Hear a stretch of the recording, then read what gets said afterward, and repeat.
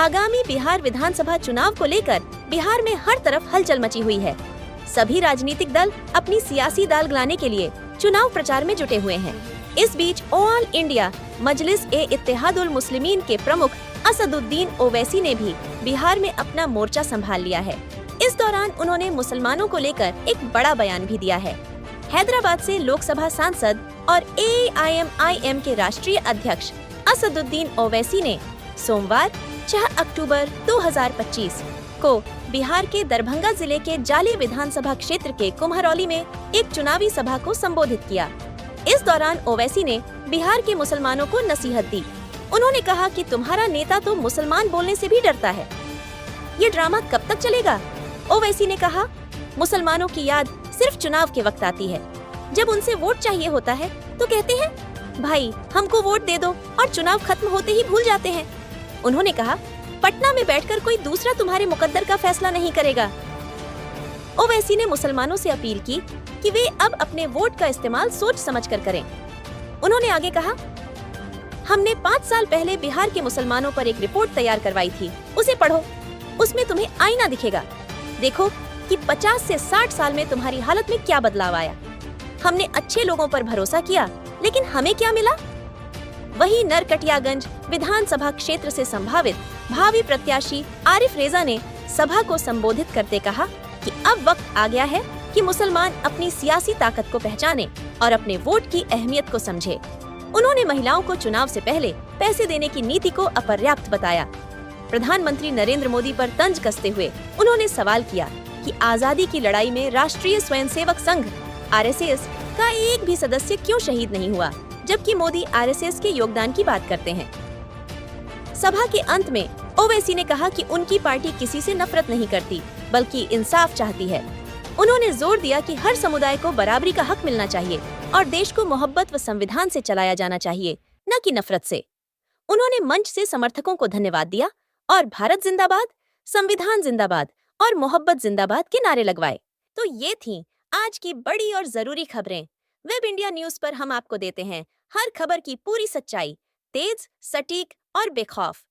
देश दुनिया की हर अहम खबर और आपके क्षेत्र की हर छोटी बड़ी हलचल सबसे पहले देखने के लिए वीडियो को लाइक करें, शेयर करें और चैनल को सब्सक्राइब जरूर करें। बेल आइकन दबाएं ताकि खबर आप तक पहुंचे सबसे पहले। वेब इंडिया न्यूज, क्योंकि यहाँ खबरें नहीं, हकीकत दिखाई जाती है। आप देख रहे हैं वेब इंडिया न्यूज, आपकी आवाज आपके साथ। वेब इंडिया न्यूज चैनल से पश्चिम चंपारण संवाददाता रईसुल आजम की खास रिपोर्ट। कि जिसके पास उसका सियासी नेता होगा उसी से इंसाफ किया जाएगा, बल्कि उसी की कदर की जाएगी, उसी को मुकाम दिया जाएगा, उसी को उसका हक दिया जाएगा। अगर आप ये समझेंगे कि हम 19% बिहार में हैं और उसके बावजूद भी हमसे इंसाफ नहीं किया जाता, तो मेरे भाई मुझे एक सच्चाई को कहने दीजिए। ये तल्ख बात जरूर है, मगर सच्चाई ये है कि हम सिर्फ वोट डालने वाले बनकर रह गए, हम शहरी नहीं बन सके। हम सिर्फ चुनाव के वक्त उठकर वोट डालते हैं, उसके बाद हम अपने गांव, अपने शहर, अपना जिला, उसकी तरक्की के बारे में, उसमें स्कूल कॉलेज को लाने के लिए जो सैलाब से जमीन कट जाती है, उस एम्बैंकमेंट का काम करवाने के लिए, हमारे बच्चियों की तालीम को मुकम्मल करवाने के लिए हमारे पास कोई आवाज उठाने वाला नहीं है। और यही वजह है कि हम सिर्फ वोट डालने वाले बन गए।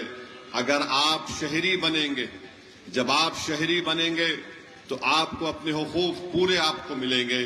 मगर अफसोस ये है कि हम सिर्फ, कभी हमको कोई आकर एक सेकुलरिज्म की बाती को शिकस्त दे दीजिए, हम उसको वोट दे देती है।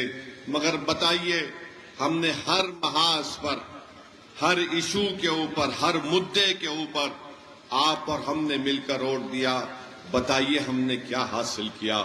मेरे अजीज दोस्तों और बुजुर्गों, भारत की पार्लियामेंट में मुसलमानों की आबादी के लिहाज से कम हमारे 50 से 55 MP जीत कर आना चाहिए था। मगर आज भारत की पार्लियामेंट में कितने हैं? 22 या 23 रुकने पार्लिमान है।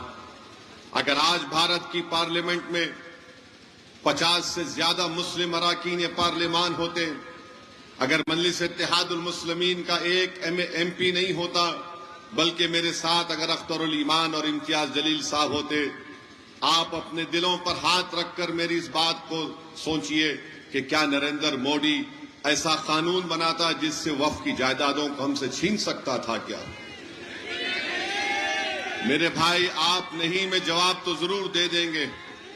मेरे भाई, आप नहीं में जवाब जरूर दे रहे हैं, मगर इस बताइए, क्या ये जवाब इतना काफी है कि हम नहीं बोल दें? मेरे दोस्तों, हमको और आपको अपनाना है। हमको अपने वोट से अपने नेता को कामयाब करना है। आप भी बनेंगे करोड़पति। जी हाँ, अब आपका भी सपना होगा साकार। जी हाँ, अब आपके शहर रामनगर में खुल गया है परफेक्ट इंटरप्राइजेस, जहां आपको म्यूचुअल फंड, शेयर मार्केट की दी जाती है विशेष प्रकार से सुझाव। यहां आपको सभी प्रकार के कंपनियों का रजिस्ट्रेशन ऑफ लाइसेंस की दी जाती है। सबसे अच्छी सुविधा, यहां आपको pitch deck, trademark, FSSAI licence, legal agreement, project report for bank loan, income tax return filing, company compliance, MSME registration, startup India registration, digital signature certificate, GST registration and return की दी जाती है आपको विशेष सुविधा। परफेक्ट इंटरप्राइजेस आपको India के सबसे तेज Blue Dart Express, DTDC courier सेवा, इंडिया पोस्ट, DHL शिपिंग सेवा, delivery, express fees, Ecom Express जैसे इंडिया के किसी भी जगह आप अपना कुरियर परफेक्ट इंटरप्राइजेस के माध्यम से सबसे तेज भेज सकते हैं। अब पासपोर्ट, ड्राइविंग लाइसेंस की सबसे अच्छी सुविधा यहाँ से प्राप्त करें। यहाँ आपको सहज वसुधा केंद्र की सुविधा उपलब्ध है, जैसे आप अपना किसी भी प्रकार बिल पेमेंट जमा करा सकते हैं, आधार कार्ड से पैसे निकासी की सुविधा, बैंकिंग, सरकारी सुविधा, रिचार्ज की सुविधा, अकाउंट में पैसे भेजना, लोन की सुविधा, बीमा premium payment, scholarship, pan card, entertainment, OTT, micro ATM, travel service, insurance समेत संपूर्ण ऑनलाइन संबंधित सभी कार्य की सुविधा यहाँ से प्राप्त करें। परफेक्ट इंटरप्राइजेस का पूरा पता है HDFC बैंक कैंपस हरिनगर, पश्चिमी चंपारण, बिहार, जिसके प्रोपराइटर है असद खान, जिनका मोबाइल नंबर 7319975603